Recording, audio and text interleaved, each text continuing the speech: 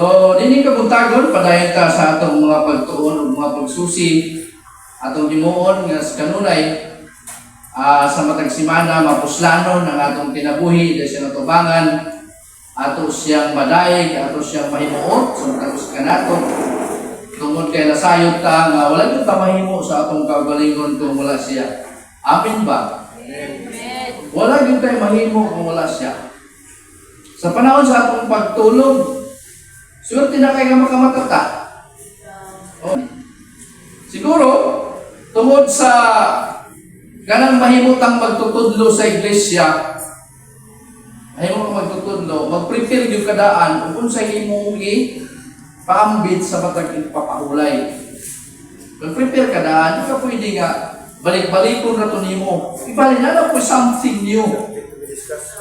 Something new nga madungog. Nga kung wala niya madungog sa uban, hindi na masudungog sa ako. Diba? Sige na malantaan niyo. Kanang iskot-iskot mahitungod sa pagpalit. Mahitungod sa pagdala o palos. Huwag ito ko iskutan. Kung hindi siya igsuon, balos rabi ang dalon,